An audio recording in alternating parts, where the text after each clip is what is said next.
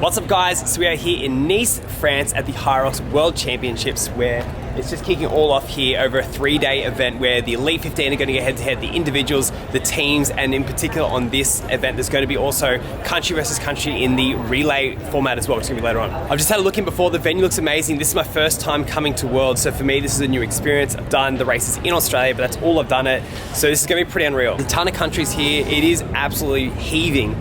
Even just on the day to get registered, it was packed in there. The venue's looking phenomenal, but more importantly, the actual race venue itself is looking amazing. I can't wait to get in there, give it a go, and also see what's going on. So even on the way in, so what they've got set up is on each side, they've got some of the history of HYROX, so kind of where it's come from, the history behind the World Championships, but even on these sides, you've got the Elite 15 on the pillars on the way coming up. So you actually see who's competing on the female side, obviously on the male side as well. So these are around the world, there's basically championships or events where you qualify for the World Championships to make the Elite 15, which are the basically best 15 in the world, and they go head to head at the World Championships to find out who the world champion is. So as you can see, both sides have that.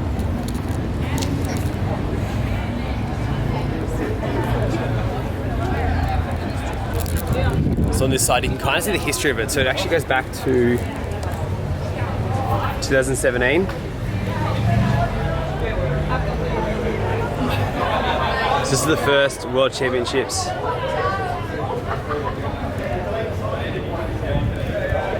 In 2018, the first time that an hour was broken, and yeah, even the first single finisher.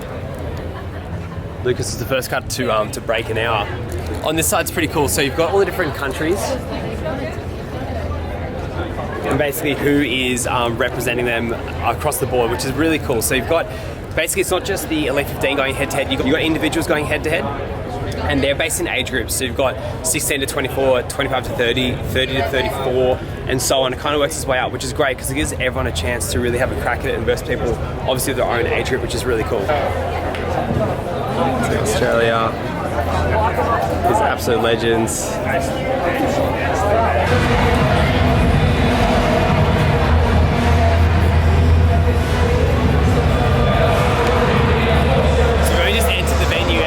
Front there is this massive area where you can basically buy subs, there's clothes, there's a whole range of merch. So the women are just on now, the women individual, they've been running basically all morning, it's about 1:15 now, and the guys are going to be on really, really soon. So it is absolutely pumping, it's busy, it's loud as well.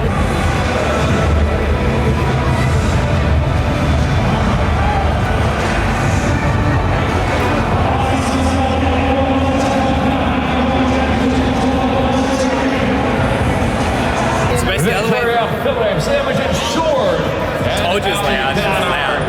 So basically the way this works is that you've got heats running every 10 minutes, and each of the heats has obviously a certain number in there. So I'm at 330, and even if my age group is 320, 330, 340, 350. So they all run basically back to back, and then obviously the times, which are the fastest, become your first, second, third. For then decides the world champion in each of the age groups as well. So I've got 2 hours to go. I'm going to get some gear and start stretching soon, and I'll give you an update afterwards, but it's absolutely pumping here. This is massive. This venue's huge, so I'm going to show you around as well, and you guys have a look at it all. Okay, so we're down here on the floor. If you haven't done HYROX before, this is such a great way to check things there. So basically everyone's running around laps around the outside, so you can see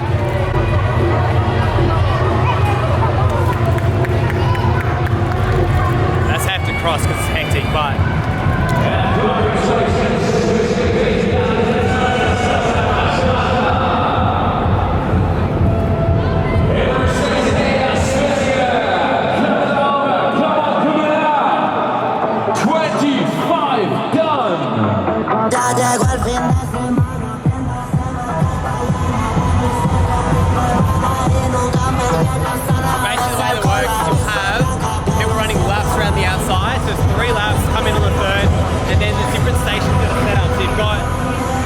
over here in your order.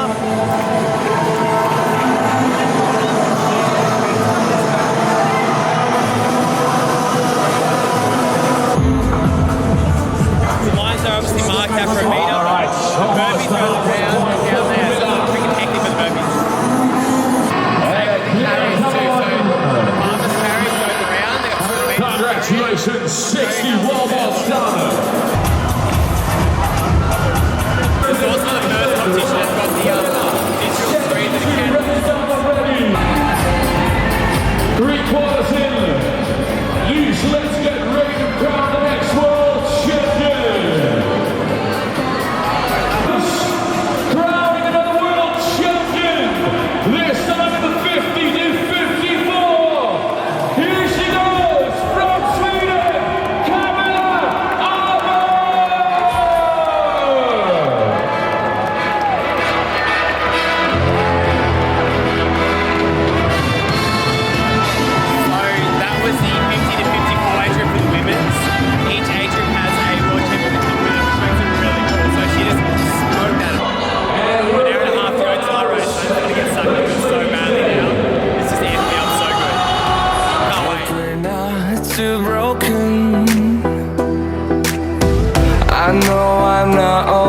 strong.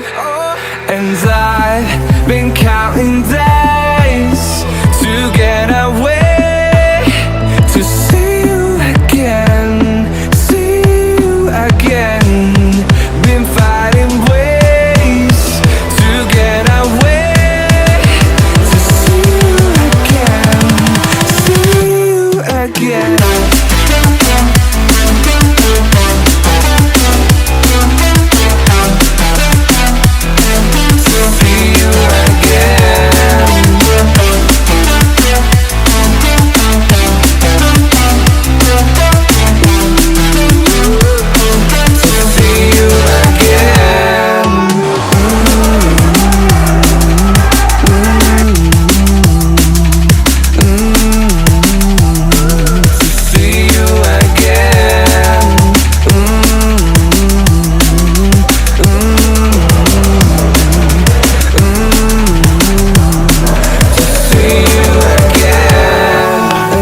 Okay, so wow, that was my first HYROX Worlds, and first thoughts, I'm blown away by the professionalism of the event, the size of it, the scale of it, the athletes, the way the setup was, and just the whole level of competition. That was one of the most fun races I've ever done in my entire life. I honestly didn't know what to expect when I signed up for it. This is my first year of HYROX, so for me this is all brand new. Obviously did it in Australia to qualify for this event. And it's been going on for a number of years in the UK, Europe and the US. So a lot of these guys have been to a number of worlds, and for them, they've been training up for it. You can just tell by the level of preparation, but also the fact that this is something that they train for each and every year. And I love the fact that there's different age divisions, which allows people in their 70s even to compete at an international level, to win a prize, to be a world champion, and obviously it breaks down on each of the different age groups as well. So first I want to talk about the actual event itself. It was epic. It was such a vibe. They had all of Nice basically locked down. It was HYROX fever. They had massive flags at the hotel next to where the event was.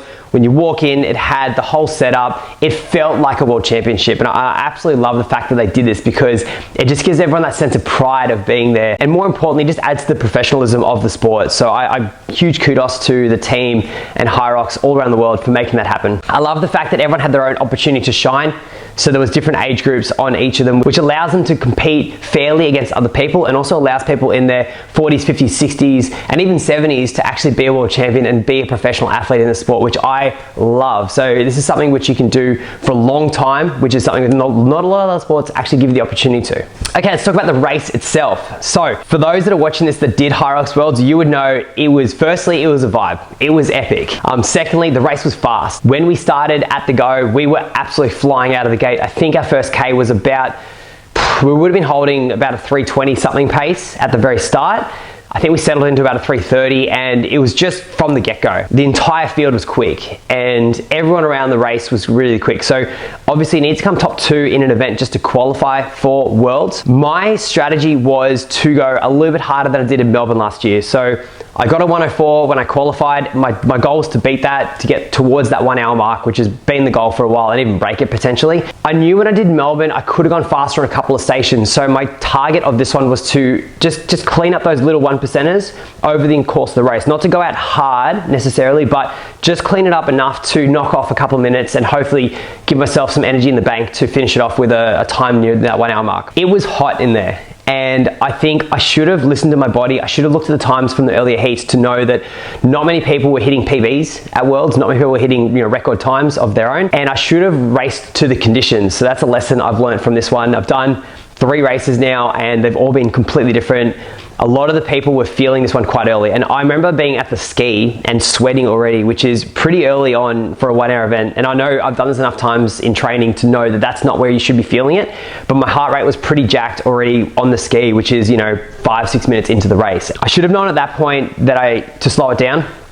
But you're at Worlds, the adrenaline's there, you keep pushing forward and giving it your all. When I got to the road, my legs were so fatigued, like more than any other race I'd done. And I think this did accumulate some fatigue in that part as well. So again, bit of a strategy to look back on, but I'm so happy with my effort, pushed it as hard as I could, given the conditions, a bit of jet lag and all those kind of things. But again, we're talking 1%ers. I'm just really happy that I came in there, did my best, didn't get the time I wanted, but at the same time, I'm proud of my effort that I put in for it. If you're watching this and you have HYROX events coming up up and you want to qualify for Worlds, I think it's a fantastic target. Like any sport, if it motivates you to do better, I think go for it. And the fact that you can qualify for this in any of the other events and then go to a championship where you've got the top 1% around the world competing at the same day, go for it. I think it's an awesome goal to try to qualify for it. I also want to touch on the Elite 15 races because that's definitely one of the highlights for everyone, and that's what people are competing for. These competitors are weapons, and I loved watching both the races, but I'll start with the females.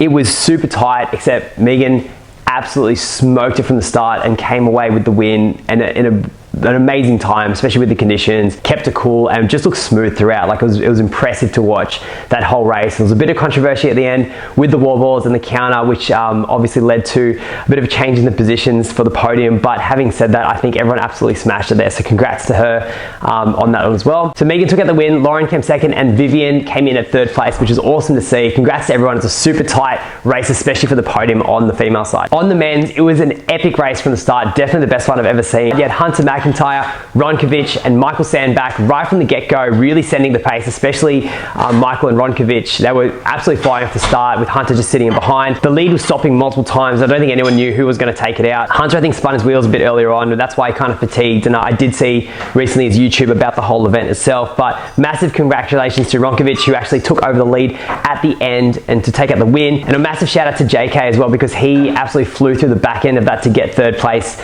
towards the end, which I think is a monster effort. One of the best back ends, probably the best one I've ever seen. So super impressive to watch and well deserved there as well. I do want to say a massive congratulations to everyone who competed all around the world for HYROX, and I think you guys should all be so proud of yourself. Congrats to the Elite 15. That race was epic, both the women's and the men's, going back to back on the Friday. And congrats to all the world champions as well. I think it's inspiring to see. I'm motivated in my training right now, and I can't wait to give it a crack again later this year. Thanks for watching, guys. Please subscribe down below, or you can follow me on Instagram at peterday__. Thanks, guys.